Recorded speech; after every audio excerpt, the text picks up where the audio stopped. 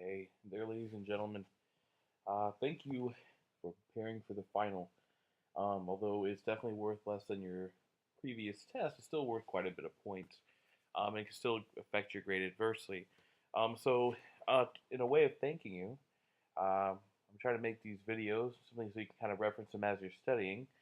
And maybe along the way, I can point out some things that you definitely should know how to do. Like if it's anything for your survival and on this final test, I can point that out during these videos. And it might give you a little upper hand simply because we're taking the time to actually put it in the study. So anyway, let's get to it. I'm actually going to skip this first section with the constructions.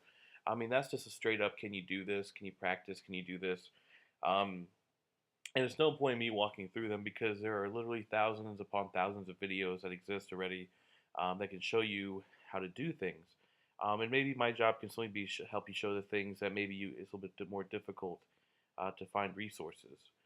So without further ado, let's skip on down to these questions because in the end, these are probably the ones that are a little bit more unusual. So on question G, I have this line, this line segment, and I've constructed a segment bisector, a perpendicular bisector.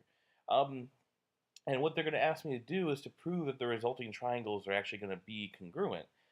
So to do this well, and knowing that to do a triangle proof, the first thing I'm probably going to do is just label everything. I don't know if I'm going to need all these points, but in the end, if I want to prove a couple triangles are congruent, I better label everything that I possibly can. So now I have vertices so we can converse a little bit better about this. So the second thing we probably need to do is to identify very clearly the triangles I'm being asked to prove congruent. And I'm going to do that by actually highlighting. So when I say the two resulting triangles, ooh, a little bit too much. What I'm really referring to are these two triangles. The one that I'm currently coloring in what they call orange. And then this other one right next to it, which they're going to call pink, I think. No, red. It's going to be called red. So my job is to prove these two triangles are actually going to be congruent. So to do that, it seems like I have no starting information. At least if you're not thinking very carefully, you'll think you have no starting information. But you have to recall that this construction was a result of using a compass. And the sole purpose of a compass is to lock a distance. So we actually do have quite a few distances on the orange and red triangles that we know to be the same. So if you observe this blue arc, I'm going to point an arrow at it right now, that arc came as a result of a compass. And you see its other sweeping part right here. So we can kind of imagine a compass being pinned at A and using the blue arc to trace trace a circle in two different spots. Without changing the compass distance, it would reveal that these distances are actually the same. If you think about the construction, if I repin it at C, I trace the red arc at both top and bottom. But that was the same radius that I used for the blue arc, which actually means that these lengths are the same as well. So you can see, although I wasn't told a lot since I was using a compass, I actually have quite a few distances that I know are the same. So I'm pretty close to actually proving the orange and red triangles are congruent. I just need one more something, an angle, maybe a side length. And if you're savvy, you realize from B to D, from top to bottom, I am actually sharing this green line for the whole triangle. Therefore, it should be congruent by the reflexive property. So it seems to me that if I want to prove triangle ABD is congruent to triangle CBD, it's actually pretty simple. I'm going to use the side-side-side triangle congruence theorem. So the first side, which was AB, is congruent to its counterpart in the red triangle, BC, and this is going to be a new one for us. I'm going to say it's by construction. I could also say it's by given, but it wasn't really given necessarily. I had to actually draw it with a compass, so by construction seems a little more appropriate. Along the same manner, if I go to the bottom, I can reveal that AD, bottom left, is congruent to DC, bottom right, and again, my reasoning for that is going to be because construction. Given would be appropriate here as well, but again, since I use a compass presumably to make this, I actually did construct. The last side in both triangles will be the reflexive pair, BD congruent to BD, and that's because of the reflexive property. So when you're looking at that, I actually do mean side, side, side. So I can conclude reasonably by combining these three sides that triangle ABD is congruent to triangle CBD by the side, side, side triangle congruence theorem, and this is actually done. So if we kind of review, this is a weird question, no doubt, but the crux of understanding this question is really identifying the triangles, which we did first by highlighting them in orange and pink, or excuse me, orange and red. Then we have to realize, because we're using a compass, we actually do have quite a bit of information that's really given to us by doing the construction. In this case, we were given two side lengths because they're radii, the blue arc and the red arc. And then we have the reflexive side in the middle giving us side, side, side. Okay, let's flip down to this one and see if we can, and see if we can kind of repeat our success. So we're trying to prove the two triangles that result from the construction are congruent. So the very first thing we probably should do is do some labeling. So I have A, B, C, and D. And then let's identify well the two triangles we're actually being asked to prove.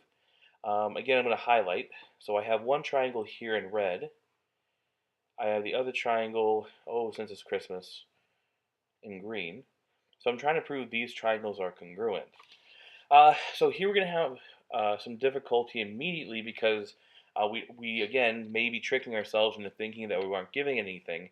But again, if you think about how this construction was actually made, and you can still see some of the arc markings, again colored in blue and red, using a compass we actually do have some length. So consider BC, this purple length right here, was a result of pitting the compass at C and marking the distance to B, and then copying that distance from A to D.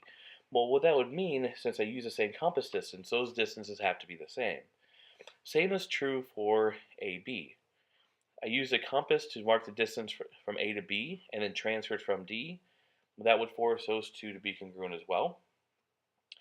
So I'm looking at the red and green triangles, and I'm pretty close. I have two sets of side lengths. So hopefully you picked out in the middle side length, again, is going to be by reflexive, which really would complete my triangle congruency proof. So again, to actually write the formal proof, I don't know why I wrote the word by there. So if I want to prove triangle ABD is congruent to triangle, and we get to name it in the right order, ABD, this would be CDA, or CDB, excuse me. It looks like I'm going to use side, side, side once again. And now I just have to name them. So let's see, I have AB, the one in the upper left, is congruent to the one in the bottom right, CD. And again, I'll say this is by construction. We have, let's see, BD in the middle, which is shared with BD for both triangles, so that's going to be by the reflexive property. And then we have the upper right, BC, congruent to the bottom left, AD. And this is going to be because of construction again.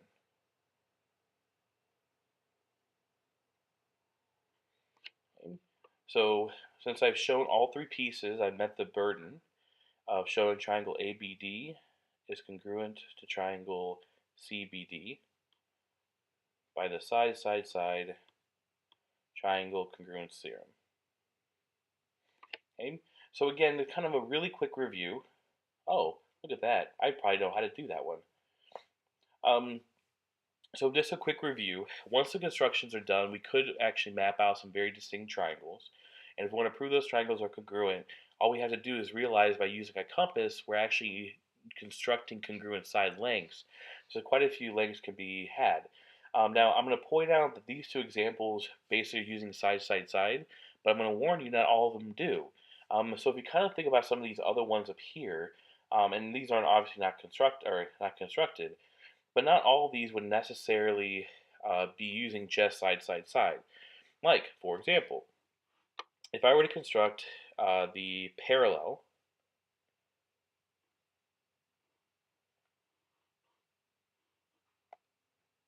line segment, I'd kind of end up with this right here. Okay. So in this particular case, that last line I just drew, actually let me change the color. So this last line up here would actually be the parallel counterpart. So I could definitely vary the types of things I'm using. I could use side, side, side, of course, but because I have parallel lines cut by some transversals, I might be able to include angles. The one here, and let me kind of sketch out what this construction would end up looking like. So like this one,